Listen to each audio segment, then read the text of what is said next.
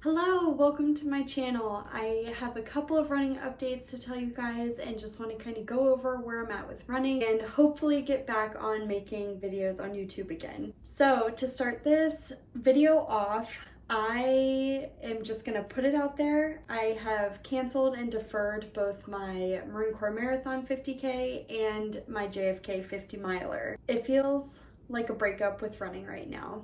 And for anyone that's ever had to cancel a race or quit their training, it really does feel like a relationship that you just kind of had to call it quits on, and I'm heartbroken. It was training for the Marine Corps Marathon 50K. That was going to be my longest run to then go ahead and do the JFK 50 miler, my first 50 miler. I was really looking forward to it in November. I think the hardest part about this is I'm not injured. There was no specific event or injury or anything going on in my life that was the reason why I had to stop training for these races or not run these races. And I think that's the hardest part, right? Like we always want it to be, oh, I'm injured and that's why I can't run. You know, something very specific that makes it so our decision is more final, I guess. You know, just like a big life event on a reason why you can't run it. And unfortunately, that wasn't me. I'm not injured. It was just accumulation of everything going on in my life right now, and it just was not the right time. I called it quits, I guess you could say, after week 10 of training. Everything was going okay until about week 7 or week 8, and that's when,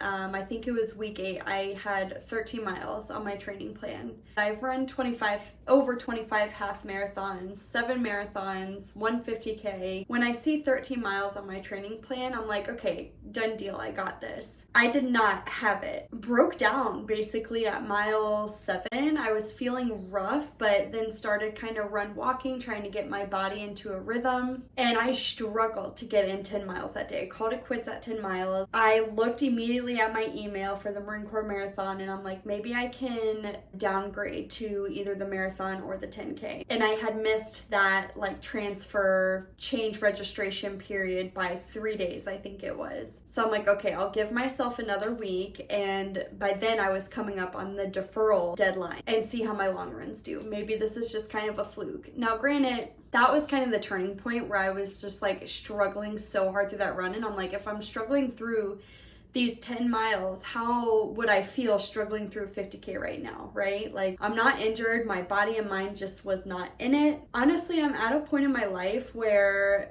I have other priorities than running. I love running to death, but why would I want to struggle through a 50K and then have to come back home to be a mom to my 3 kids, do stuff around the house, start work again? Like, it's just not feasible in my life right now. When I first started running long distances, I was in college and I would struggle through any run because guess what? I could take a nap after every single run or race that I did. All I had to do was focus on myself. I'm just not at a point in my life right now where that doesn't seem fun to me because I can't take care of just myself after those races, no matter how crappy I feel. So I gave myself another week and I only had 10 to 12 miles on my schedule for the next week after that 10 miler run. I got up in the morning, had everything set out, got my dog Gunner. We're literally a mile down the road, and in my head and out loud, I was like, this. My body does not feel good doing this.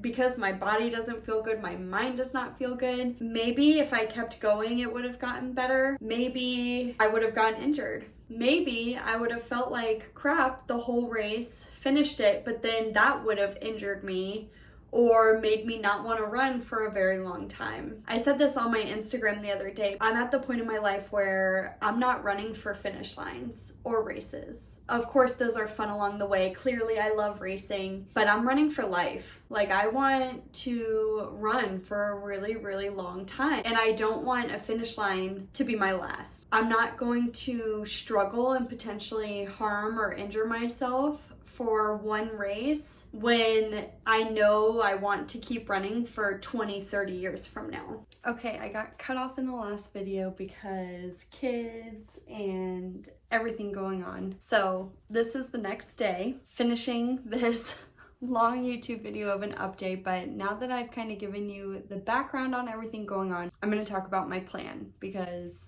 I could ramble and ramble and ramble and get stuck in the decisions themselves and things like that, but I want to have a plan for moving forward. I have always self-coached myself because I am a run coach. I've always either, before I became a run coach, I would find free plans like Hal Higdon plans off of the internet or magazines. And then when I became a run coach, I just kind of customized my own plans. That's what I did for my first 50K. That's what I've done for a lot of my races. I am now at the point that I think I need a coach for myself. Obviously, I feel like a lot of run coaches have coaches because it's not necessarily that like we don't know what we're doing or we can't make a training plan, but it's more so for having that voice, that accountability, that encouragement from someone else that knows what you're going through and, you know, can kind of give you like a unbiased way of viewing things, because, you know, running is so personal to us. I know I get this way. It's so personal to me that like when something goes wrong, I just feel like the whole world is crashing down, and it's like, okay, it's really not. So we need to just kind of keep moving forward here. So I hired a coach. I'm going to start working with her next week. I'm really, really excited. I have known her previously just through social media. I have always thought in my mind that whenever I need a run coach, she's going to be the one that I go to. So I'm really, really excited to work with her. And that's really hard for me to do, is to ask for help. And that's like, that was the number one thing for my plan and next steps, was like, clearly I need help. Like I need someone outside of me that can help me move forward through these miles. Step number one, find a coach. I did that.